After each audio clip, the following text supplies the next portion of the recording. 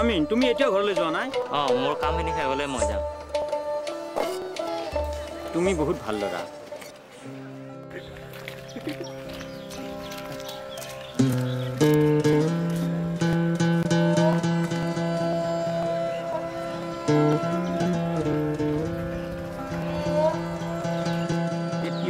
এটা বাছ দুৰ্ঘটনা হৈছে।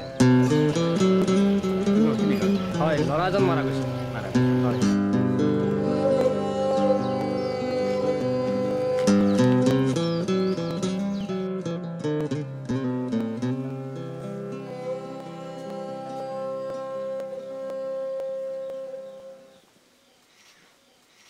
আব্বা আহিলা না? আনিছে লোৱা। তোমাৰ আজি স্কুল কেনে হ'ল? আব্বা আপুনি জানা না আজি কি হৈছিল? আজি স্কুলত বৰ হাঁহিটা ঘটনা এটা হৈছিল। আপুনি আহি পালে? কেনেকুৱা আছিল বাৰু আপোনাৰ দিনটো? ভালে, কিন্তু মই ঘৰলৈ আহি থকা অৱস্থাত এটি দুৰ্ঘটনা দেখিবলৈ পালোঁ। মই শুনামতে ঘটনাটো বৰ ভয়াৱহ আছিল। ইছ, এইটোতো বৰ সাংঘাতিক কথা। আপুনি ভৰিয়াতখিনি ধুই লওক, আপোনাৰ কাৰণে চাহ অলপ লৈ আহোঁ। পাহৰিছিলোঁ, আজি আবেলি ৰচুলৰ আব্বা ঢুকাল নহয়। হাৰে, এইটো কেনেকৈ হ'বলৈ পালে? ইন্না লিল্লাহি ৱা ইন্না ইলাইহি ৰাজিউন। ডাক্তৰে হেনো তেওঁৰ হাৰ্ট এটেক হোৱা বুলি কৈছে। ই বৰ বেয়া লগা ঘটনা। তেওঁ বৰ ভাল মানুহ আছিল।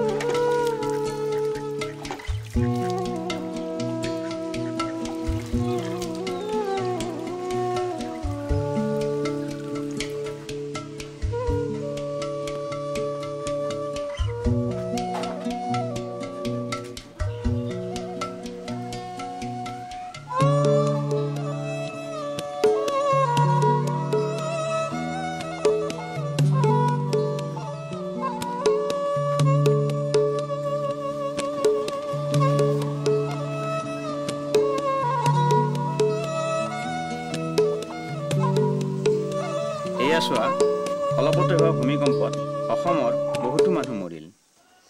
এয়া ৰাতিপুৱা মই টিভিটো শুনিবলৈ পাইছিলোঁ। হে আল্লাহ, এইবিলাক দুনিয়াত কি হ'ব ধৰিছে? আমাক ৰহম কৰিবা খোদা। আব্বা, মানুহ মৰিলে কি হয়? তেওঁলোক ক'ত যায়? বেহেষ্টত। আব্বা, অহাকালি যে স্কুল বন্ধ, আপোনাৰ মনত আছেনে? সেইবাবে আমি পিকনিক খাবলৈ যাম। নিশ্চয় যাম।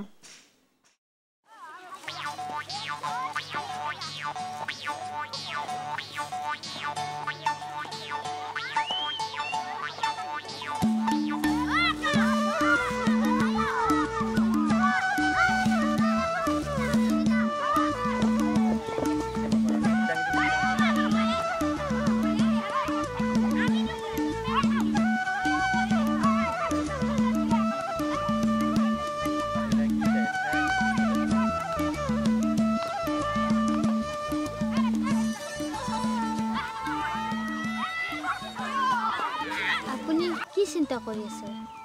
সকলো ঠিকে আছেনে বাৰু? ঠিকে আছে।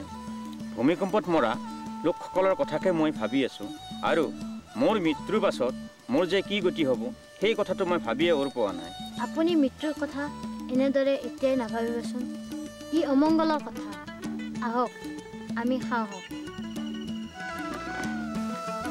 ফিৰোজ, আহা, আমি কিবা খাওঁ।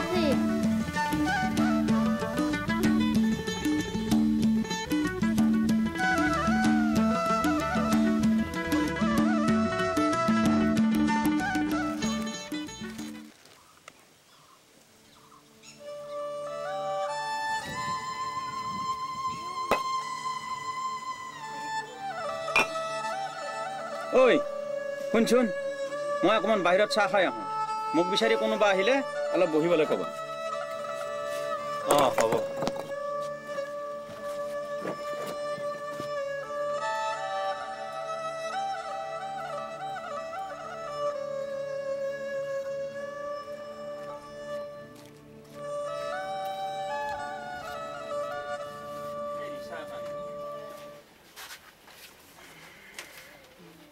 মই এইমাত্ৰ শুনিলোঁ যে তাত পাহাৰ ভাঙিছে কৈছে বহুত ঘৰ ভাঙিছে আৰু 15জনৰ অধিক মানুহ মাৰা গৈছে বৰ ভয়ংকৰ কথা বহুত মানুহ মৰিছে এনে মৃত্যু প্ৰতিজনলৈ আহিবই মৃত্যুৰ পৰা কোনেও হাত সাৰিব নোৱাৰে এইটো সত্য এই বিষয়ত আমি একো কৰিব নোৱাৰোঁ এইটো আৰু আল্লাহৰ হাতত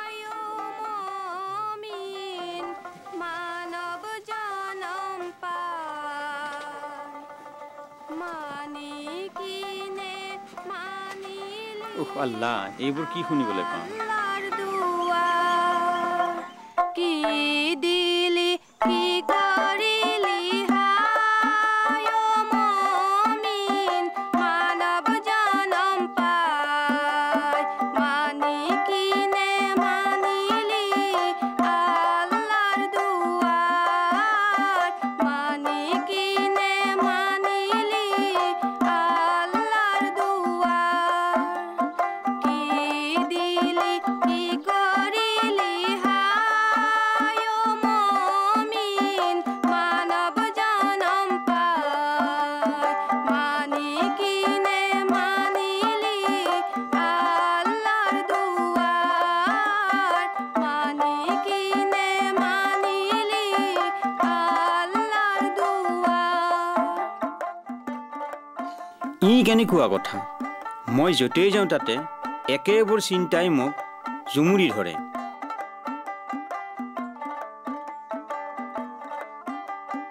মোৰ নাজাত যে নিশ্চিত নহয় এই দুশ্চিন্তাৰ পৰা নিজকে মই কিয় আঁতৰাই ৰাখিব নোৱাৰোঁ মৰিবৰ সময়ত কলিমাহে পঢ়ো আল্লাহু আল্লাহু বুলি নাম লৈ মৰো আল্লাহু আল্লাহু বুলি নাম লৈ মৰো কি দিলি কি কৰিলি হায় মমিন মানৱ জনম পাই মানি কিনে মানিলি আল্লাহৰ দুৱাৰ মোৰ এইটোৱেই ধাৰণা যে মই যিয়েই নকৰোঁ কিয় মোৰ ভাল কৰ্মবোৰে বেয়া কৰ্মবোৰক চেৰ পেলাব নোৱাৰে কান্দিবা মা বাবানু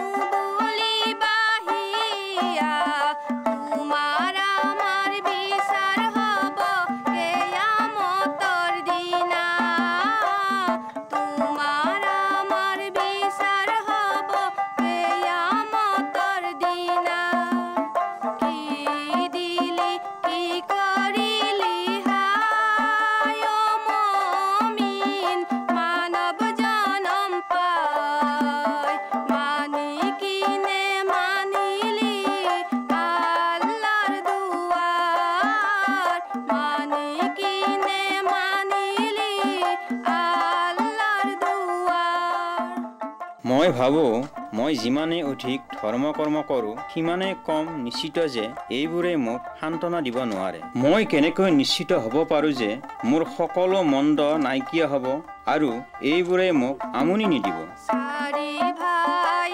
কান্ধত লৈ কবৰলৈ নিব কবৰলৈ নি তাত জনাজাত দিব কবৰলৈ নি তাত জনাজাত দিব কি দিলি কি কৰিলি হায় মমিন মানৱ জনম পাই মানি কিনে মানিলি আল্লাহৰ দুৱাৰ মানি কিনে মানিলি আল্লাহৰ দুৱাৰ মই নাজাতৰ বাবে যিমানেই কম নিশ্চিত সিমানেই মোৰ সকলো কৰ্ম অৰ্থহীন হৈ পৰিছে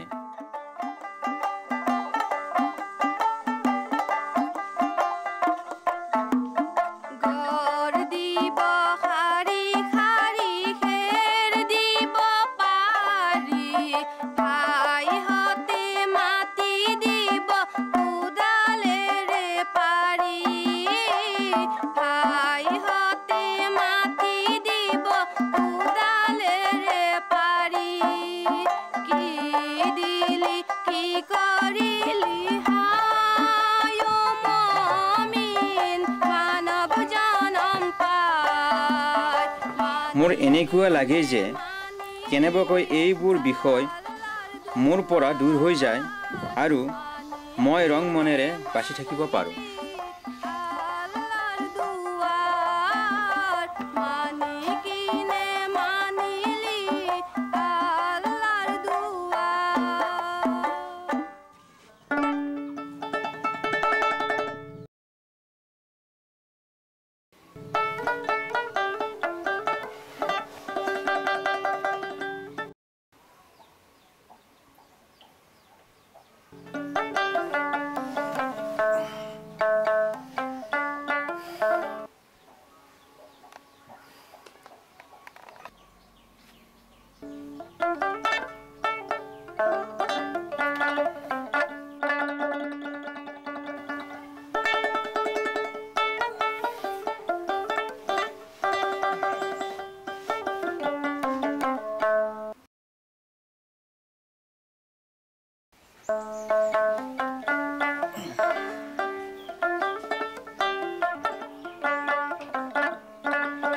হে পৰিশ্ৰান্ত আৰু ভাৰাক্ৰান্ত লোকসকল, মোৰ ওচৰলৈ আহা, মই তোমালোকক জিৰণি দিম।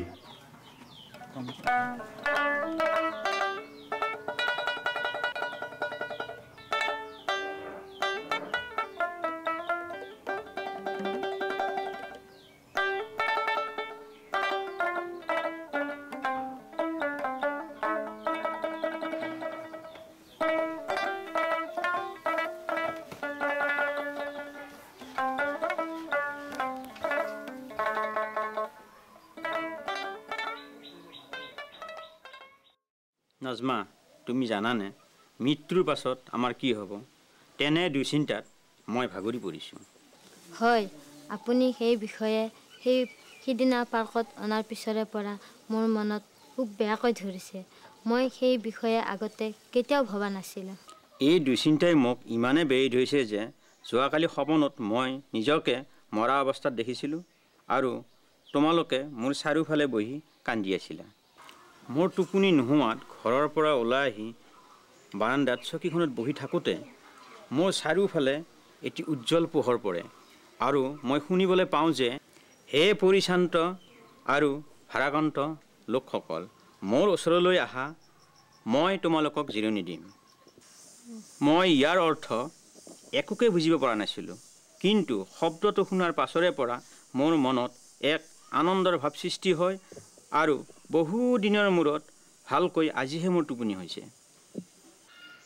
মই নিশ্চিত যে এয়া যিয়েই নহওক, আপোনাক আল্লাই বুজিবলৈ দৰ্শন দিয়ক।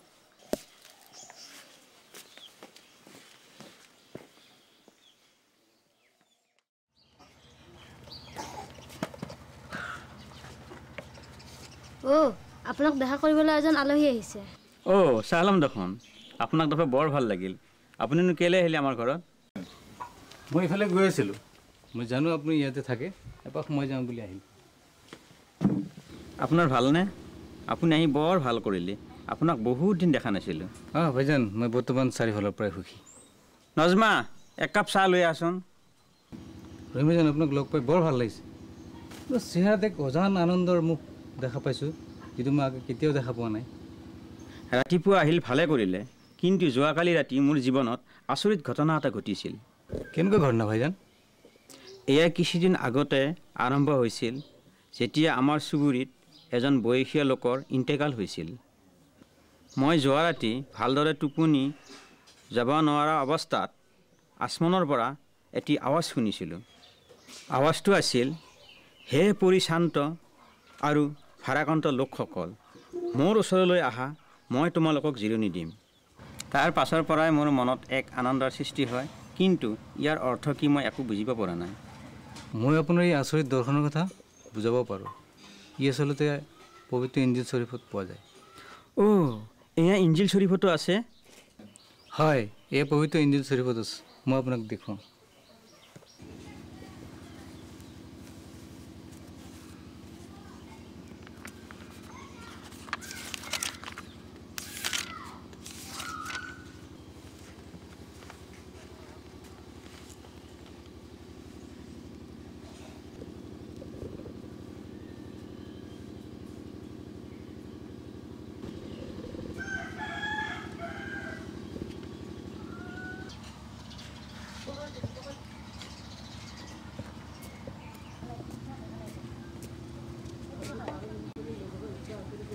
আপুনি ইঞ্জিল শ্বৰীফখন ৰাখিব পাৰে আৰু আপুনি নিজে নিজে পঢ়িব পাৰে। মই নিশ্চিত যে ই মোক যেনেদৰে সহায় কৰিলে আপোনাকো সহায় কৰিব। আমি মুছলমানসকলে ইমান আনি পঢ়িব লগা 4খন পাক কিতাপৰ ইও এখন। কুৰাণ শ্বৰীফৰ সূৰা আল ইমৰানৰ 3 নম্বৰ আয়াতত কৈছে যে তেওঁৱেই তোমাৰ প্ৰতি সত্য বহনকাৰী পুথি অৱতীৰ্ণ কৰিছে, যিখনে ইয়াৰ পূৰ্বে অৱতীৰ্ণ হোৱা পুথিসমূহৰ সত্যতা ঘোষণা কৰে। তৌৰাত আৰু ইঞ্জিল অৱতীৰ্ণ কৰিছে ইতিপূৰ্বেই মানৱৰ হেদায়তৰ পথ প্ৰদৰ্শনৰ বাবে। তেওঁৱেই ফুৰকান অৰ্থাৎ কুৰাণ শ্বৰীফ অৱতীৰ্ণ কৰিছে।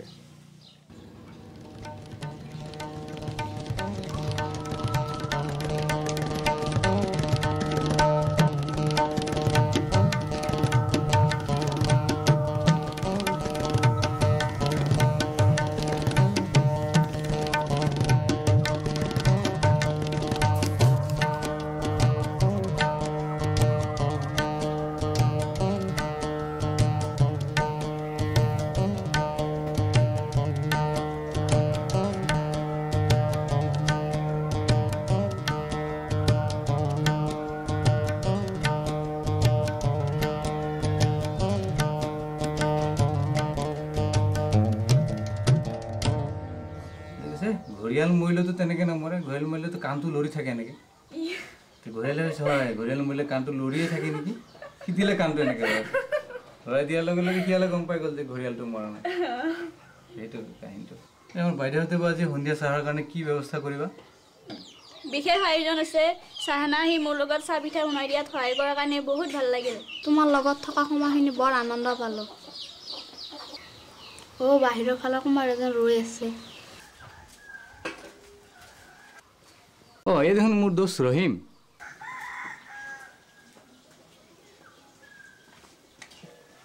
ৰহিম আহক, আহক ভিতৰলৈ আহক। আপোনাক দেখা পাই বৰ আনন্দ পালোঁ। আহক বহক। এওঁকতো চিনিয়ে পায়, আমাৰ আমিন ভাই, তেওঁজন আমাৰ বিশ্বাসী ভাই। মই যে আপোনাক ইঞ্জিল শ্বৰীফখন দিছিলোঁ, আপুনি পঢ়িছেনে? হয়, মই পঢ়িছোঁ। ই বৰ আনন্দ। ইয়াত থকা বিষয়বস্তুবোৰ মই আগতে বুজি পোৱা নাছিলোঁ। ময়ো ইয়াৰ আগতে বুজি নোপোৱা বহুতো বিষয় ইঞ্জিল শ্বৰীফ পঢ়াৰ পাছতহে বুজিব পাৰিছোঁ। মই পঢ়ি ইয়াকে জানিলোঁ যে নাজাত কেৱল ঈছা আল মছিহতে আছে আৰু তেওঁক গ্ৰহণ কৰিলেহে জীৱনত শান্তি পোৱা যায়। পবিত্ৰ কুৰাণ শ্বৰীফৰ সূৰা আল হাদিৰ 27 নম্বৰ আয়াতত আছে যে ইয়াৰ পিছত আমি তেওঁলোকলৈ ইজনৰ পিছত সিজনকৈ ৰচুল পঠিয়াইছিলোঁ। তেওঁলোকৰ পিছত মৰিয়ম তনয় ঈছাকো প্ৰেৰণ কৰিছিলোঁ আৰু তেওঁক ইঞ্জিল দান কৰিছিলোঁ। যিসকলে তেওঁক মানি চলিলে তেওঁলোকৰ অন্তৰত আমি দয়া, মমতা আৰু মৰম স্নেহ সঞ্চাৰ কৰি দিলোঁ। কিন্তু বৈৰাগ্যবাদ সিহঁতে নিজেই উদ্ভাৱন কৰি লৈছে, সেয়া আমি সিহঁতৰ প্ৰতি বাধ্যতামূলক কৰি দিয়া নাছিলোঁ। আল্লাহৰ সন্তুষ্টি বিচাৰিবলৈহে আমি তেওঁলোকক কৈছিলোঁ। কিন্তু যি ধৰণে সেয়া পালন কৰিবলৈ কোৱা হৈছিল সেই ধৰণে সিহঁতে সেয়া পালন নকৰিলে। তথাপিও সিহঁতৰ যিসকলে ইমান আনিছিল তেওঁলোকৰ প্ৰাপ্য পুৰস্কাৰ আমি তেওঁলোকক দিছিলোঁ, কিন্তু সিহঁতৰ সৰভাগ মানুহে অনাচাৰী। সূৰা আল হাদিৰ 28 নম্বৰ আয়াতত আছে, হে ইমানদাৰসকল, আল্লাহক ভয় কৰা আৰু তেওঁৰ ৰচুলৰ প্ৰতি বিশ্বাস স্থাপন কৰা। তেওঁ তোমালোকক নিজ অনুগ্ৰহৰ পৰা দ্বিগুণ অংশ দান কৰিব আৰু তেওঁ তোমালোকৰ অপৰাধ মৰ্জনা কৰি দিব। আল্লাহ অতি ক্ষমাশীল, পৰম দয়ালু। আজি সন্ধিয়া আমাৰ ঘৰত এখন মিলাদ শ্বৰীফৰ আয়োজন কৰা হৈছে। ভাইজান, আজি গধূলি মই মিলাদ শ্বৰীফত আহিব, কাৰণ কালি মোৰ পৰীক্ষা আছে। আপোনাৰ কাৰণে ই বৰ ভাল হ'ব যদিহে আপুনি তাত উপস্থিত থাকি কুৰাণ শ্বৰীফৰ পৰা হোৱা ঈছা আল মছিহৰ বিষয়ে আলোচনা শুনে। আহিম, মই নিশ্চয় আহিম।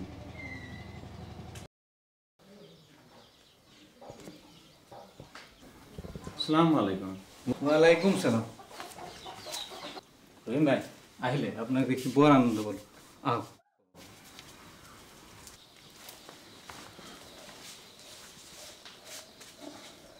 জনাব, এ মোৰ বন্ধু ৰহিম ভাই। সালাম। বিসমিল্লাহিৰ ৰহমানিৰ ৰহিম। আল্লাহ সকলোকে ভালে কুশলে ৰাখক, এই মোনাজাত কৰোঁ। আহক এতিয়া আমি পাক কিতাপ ইঞ্জিল শ্বৰীফৰ পৰা কেইটামান আয়াত পাঠ কৰোঁ। আদিতে কালাম আছিল, কালাম আল্লাহৰ লগত আছিল, প্ৰথমৰ পৰা তেওঁ আল্লাহৰ লগত আছিল। সকলোবোৰ সেই কালামৰ দ্বাৰা সৃষ্টি হৈছিল আৰু যিমান সৃষ্টি হৈছিল সেইবোৰ একোৱে তাৰ বাহিৰে সৃষ্টি হোৱা নাছিল। এই পাক কালামৰ অৰ্থ এয়ে যে এই দুনিয়াত আল্লাহ তালাই যিমান সৃষ্টি কৰিলে এটা হজৰত ঈসা আল মছিহৰ বিনে সৃষ্টি নকৰিলে। তেওঁ আছিল জগতৰ নূৰ আৰু পোহৰ, কিন্তু তেওঁকে খোদা তালাই সকলো গুণাকাৰ মানুহৰ কাৰণে চলিবত মৌত হ'বলৈ দিছিল। পবিত্ৰ ইঞ্জিল শ্বৰীফৰ ৰমীয় পুস্তকত লিখা আছে, সকলোৱে গুণা কৰিলে আৰু আল্লাহৰ ৰহমতৰ পৰা বঞ্চিত হ'ল।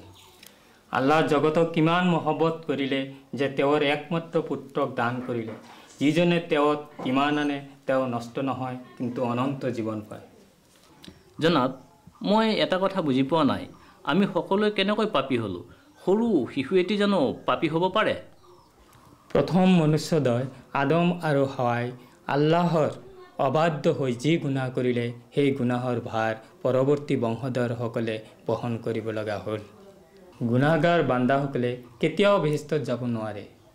কোৰাণ শ্বৰীফতো উল্লেখ আছে, বেগুনা ঈসা মছিহৰ কুৰবানীৰ দ্বাৰাহে আমাৰ নাজাত সম্ভৱ।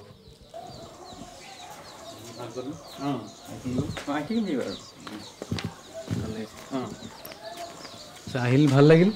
আমাৰ ইমাম চাহৰ লগত যোগাযোগ ৰাখিব, মোৰ লগতো যোগাযোগ ৰাখিব। হ'ব হ'ব। আৰু ইঞ্জিল শ্বৰীফখন সপৰিয়ালে পাঠ কৰিব। হ'ব বাৰু, যাওঁ এতিয়া।